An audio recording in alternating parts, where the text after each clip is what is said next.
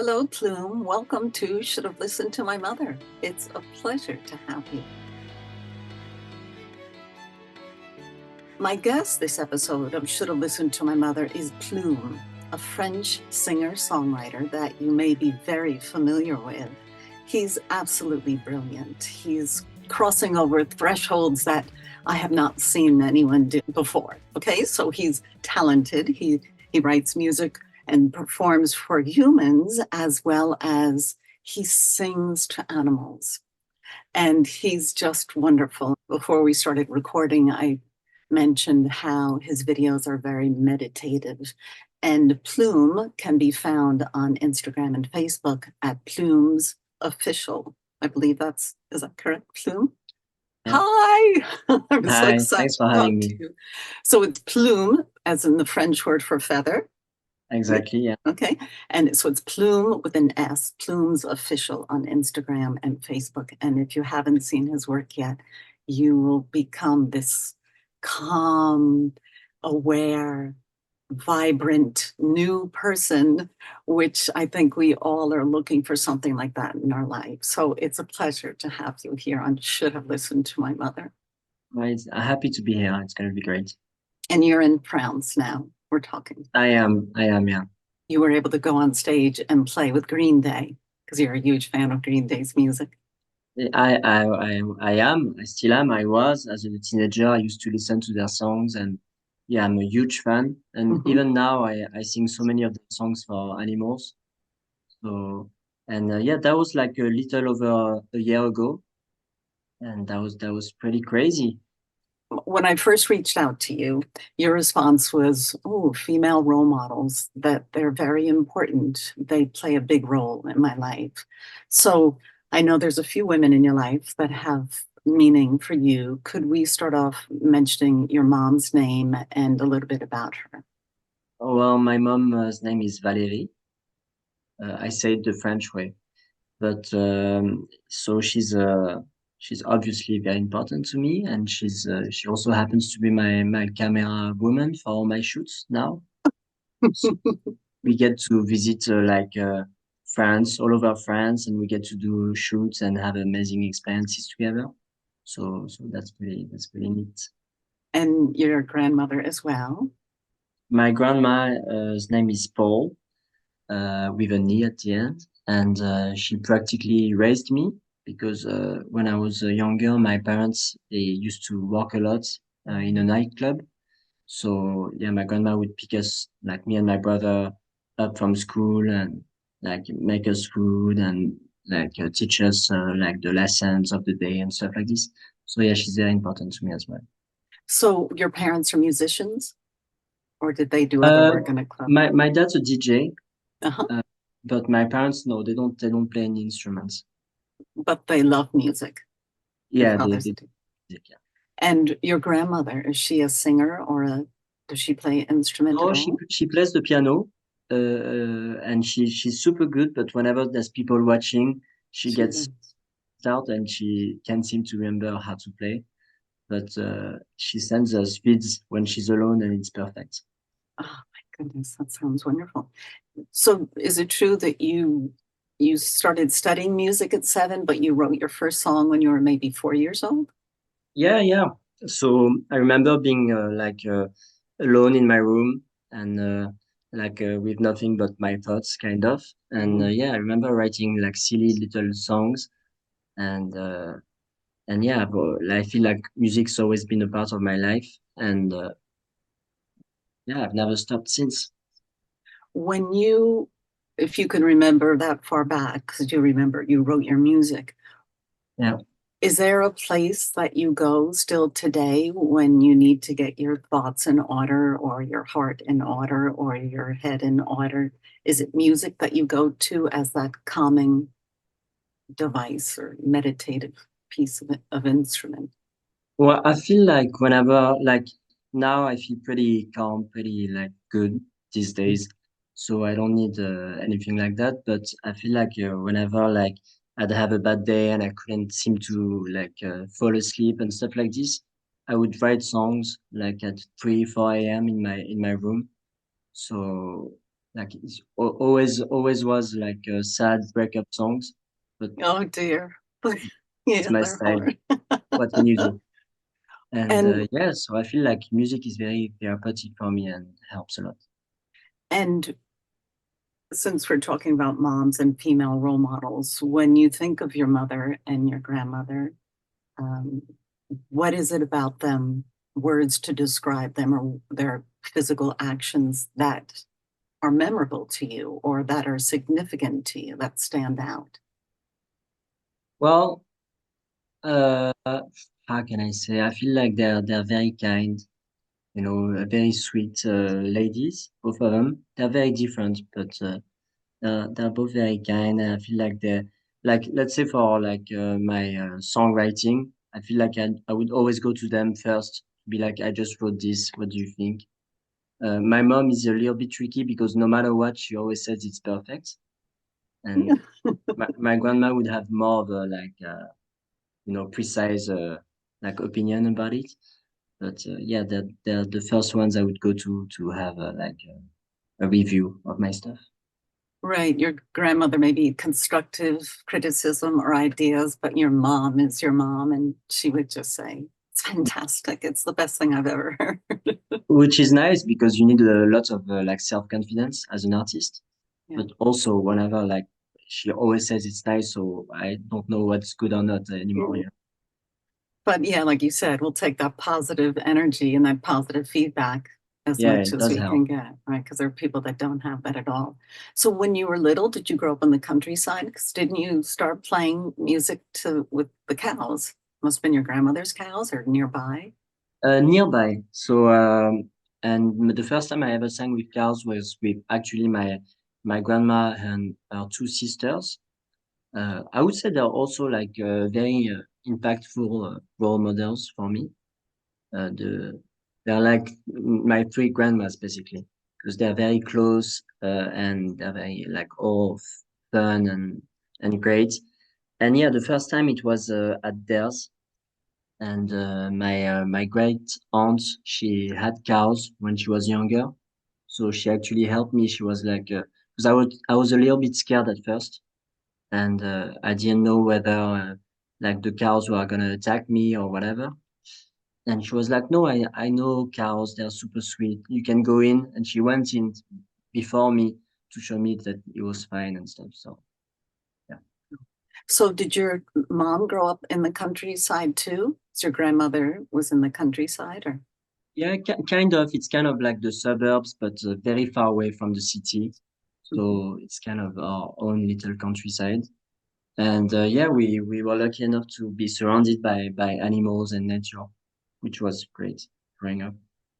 And you say your mom and your grandmother are very different. Can you describe how they're different other than the music aspect of them? How can I describe? My grandma is pretty like crazy, but in the good way. She's really a character. She like all my friends, they love her because she's so funny. She's very like it's a show. It's a show whenever she's around. And I feel like my mom's a little bit shy compared, and so she's much more reserved. But yeah, I love both very dearly. Did your friends tend to come to your house because they were comfortable with both women? Yeah, well, I used to live with my grandma and my parents. We would all live together, and Mhm. so like growing up, I would invite my friends over, and it was still my grandma's place. But so still today, whenever I have a get around with friends, we go to my grandma's and we have little vegan barbecues and stuff like this. Oh, that's what I was just going to ask you about the food. What kind of meals did you have? Did you said vegan, right? Now I am, No, but you growing up, no. So It's what kind of a after. chef was your grandmother? Your cook was your grandmother? Well, I don't think she would be upset if I said she's not like the best cook. Uh, she doesn't like to cook at all, and she'd be like, if you can deal with it yourself, please do. Because it's like a very stressful event for her to even like like be in charge of the cooking, you know. Yeah. But she does make a pretty mean gratin dauphinois. It's like with potatoes. It's a Mhm. French, and uh, and I would say that's it though. Yeah. And how about your mom? My mom is pretty good. Yeah, she makes some nice cakes. She would make us some good pasta. She's pretty good cook. Yeah, Mm. and my parents even had like the nightclub and a restaurant. Was a nightclub slash restaurant during the day. So my mom knows a little thing or two about like cooking because she would like be with the chefs and stuff. Oh yeah, So still today they have the restaurant? it's just a nightclub now. A nightclub. Yeah. Oh, that's a fun. So did you get to hang around the restaurant when you were a little boy or Oh run yeah, yeah. around? Whenever I would have like bad grades, I would Mm. work for a day or two at the restaurant cutting onions and stuff. Yeah. Cutting onions. Oh, good for them. That's pretty great. Did it Yeah. help you improve your grades? I wouldn't say so. No, Mm. I've No. never had good grades, unfortunately. Did you ever have a teacher that understood what your strengths were?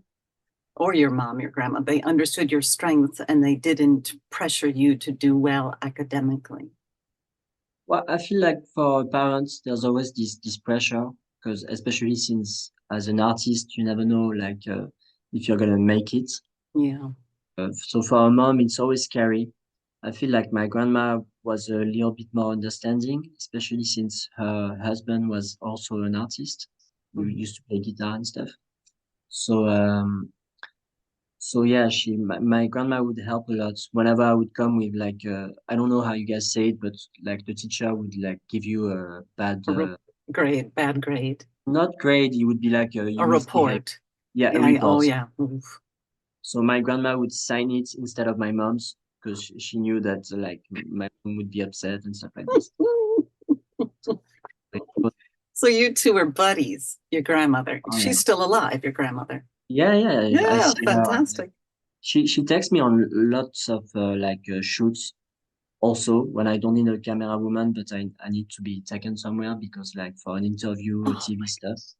So she's always around.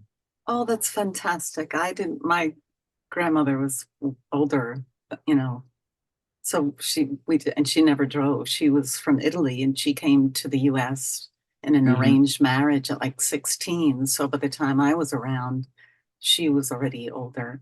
But we Mm. still made her laugh and she would pretend she was mad at us. But Mm.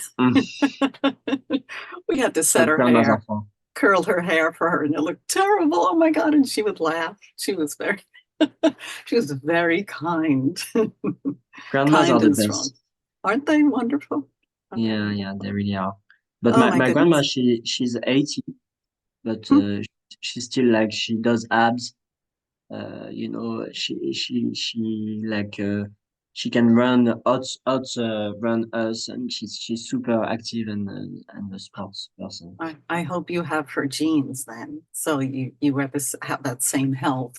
I might, but I'm a little bit lazier, so I need to get into for Oh sure. my goodness. Wow, Paul and Valerie, your mom and your grandmother. You also wanted to mention your girlfriend? Yeah, my girlfriend Elsa. Hmm. We've been together a few years now, and she's super great because I feel like I mentioned being like having self-confidence as an artist. And whenever I would doubt myself, she'd be like, what do you have to lose? Just go for it and stuff." And so that was always like a big strength for me to have behind my shoulder. So that she's great. That sums up so much for myself and so many people who are trying to be creative. Is we Yeah, that self-doubt it gets in the way, right? The fear, or whatever. What if it doesn't come out right? What if no one responds? And what difference does it make if we're doing it for ourselves to yeah, be who, happy and express ourselves? It yeah. doesn't matter. But so good old Elsa, that's great. That's a wonderful message. I now would like to talk about these wonderful animals because there may be people that are not familiar with what you do. Um, Shame you on them. Shame on them because you Yeah. have like over 1 million followers, I think, on Instagram. But that's not for everybody, which I totally accept, and I think that's fantastic. But again, the first time I saw your videos, I just I dropped everything. I just listened and saw the interaction between you and your friends. And in my layman's terms, I will just share and then you can give your interpretation. So when you watch one of Plume's videos, he'll be seated on a beautiful little, what do you call your little guitar seat? I love them. The stool. A stool, beautiful, but Yeah. it's very pretty, pink or black. Yeah. Exactly. and um, and you just sit in a beautiful animal sanctuary or some space where animals have room to roam. It's not out in the wild, right? You're No, not out in the wild. I wish And someday. I know you'll get there, you'll figure that out. But you just start playing these beautiful, you start serenading these animals. And one by one, they come up to you and approach you and they become comfortable with you and you allow them in and they start, whether it's the bird, the parrots dancing, or the cows and the horses nuzzling you, or the or monkeys and the camels. And it's just so beautiful. I Yeah. just can't, I wish maybe I should add animals and music to my podcast. I'll Pretty start great. talking. It's pretty great. So now, in your words, you share how you got the idea and your beginnings and how you've grown. Well, it like this whole thing started like over almost 2 years ago now, and because I read somewhere that cows like music, that music feels good to them. So being in the countryside at the time with my grandma, I was like, well, I got to try it out because there's lots of cows around, so it's the perfect opportunity. And yeah, I went to sing for them, and I wasn't really expecting it to be like crazy. I thought they would be in the background. It would be cute. I was like, best case scenario, it's kind of cute because they can lift their head and that's it. But turns out they started like running towards me, listen to the music, and they all started like rubbing their heads against me when I was singing and stuff. And so that was pretty crazy for me, and it completely like changed my perception of animals. And yeah, I remember that's the day I stopped eating meat. So, Oh, so yeah, it completely like changed everything for me. And I haven't stopped since. wow.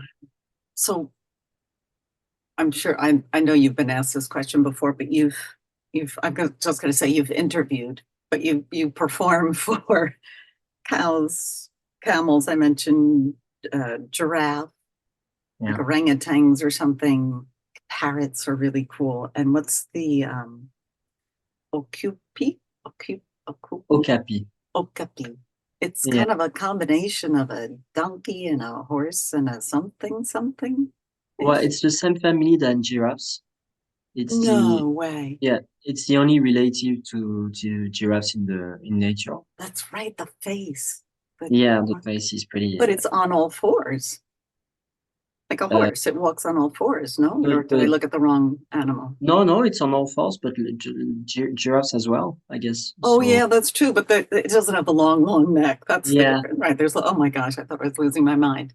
Okay. but yeah, it does look like a weird horse in a way, Mhm. and it was pretty magical this experience because I didn't know they existed before, like singing for them, for this guy. And the person there told me, "Oh, by the way, we have an okapi, and it's pretty like special. So if you want to try," I was like, "Sure." I didn't even know what it was, but we went in there, and the girl there, she was like, "You can try if you want, but like don't expect anything because they're very wild and they are very like scared and shy." So yeah.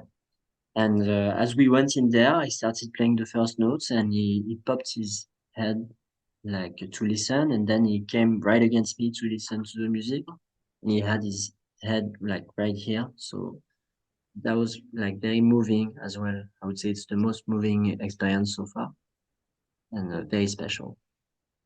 Did you, in the beginning, were you fearful at all as they were really encroaching upon you? And I regardless of the animal? I was regardless of the animal, yeah.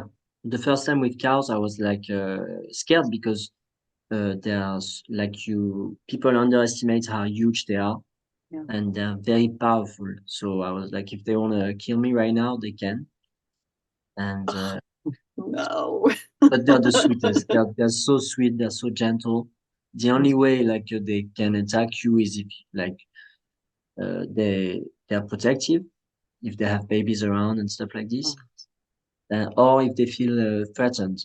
But the thing with me is that I always try to keep a distance and let them come to me instead of the other way Yeah, around. And I feel like exactly. it makes a difference because if I were to invade a cow's space, maybe they would get a bit more aggressive because they're scared. What animal have you had to wait the longest for it to approach you? Mm, what? I don't know. There's been lots that sometimes we wait like 20, 30 minutes. I would say maybe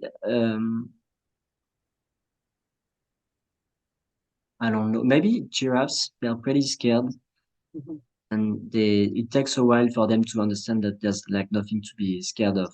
So they will move forward a tiny bit, watch for like a few minutes, then go back. Then they will come back and move a tiny bit more forward, and it takes a while. Yeah. Wow. So are they very much, are we more like the animals or the animals are like us? I feel like both, maybe. Yeah, I feel like we're pretty much all the same. I've had this argument with some friends. There's a friend of mine, and I shout out to him if he sees this interview. Yeah. He's like, yeah, they don't like. It's like they don't have souls and stuff. Uh, Mhm. and so that was quite bothering to hear for me. So I keep sending him like vids of animals, like an animal sharing a meal with a friend or stuff like this. So that hopefully he sees. That, But it's a wonderful, a completely different understanding for people to see your experience with the animals. Would it be different if you weren't playing music and you were just sitting there? I think that it would, right? it, yeah, I think it would be different, but some animals also are just curious. It's not, Curious. yeah, it's not necessarily just about the music. So they could come up right against like me to spend some time. Like I'm something new of like during their day, so it's always like a fun, I guess. But definitely music is something they never heard or seen. So so I guess it must be like special for them as well. And you play love songs. You don't play hard rock and roll songs mainly, right? No, Calming. well I do play You rock and do roll, play, right? But but not for the I animals. no, but even for the animals, but I play them in a like very soft way. I'm a huge like fan of rock and roll bands because Mhm. my brother used to listen to them. He's a little bit older than me, and I would like try to hear everything he was listening to. So yeah, I'm a huge fan of rock bands, but I try to like do it in my own twist, and I choose many love songs because I feel like the intent is very important, and I feel like I'm convinced that the animals can feel it.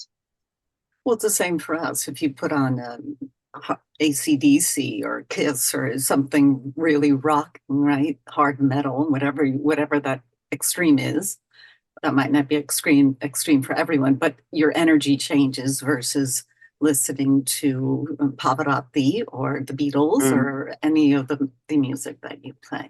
So it's interesting that I'm having this conversation with you. Um, at our home, we have apparently a number of groundhogs. Do you know what groundhogs are?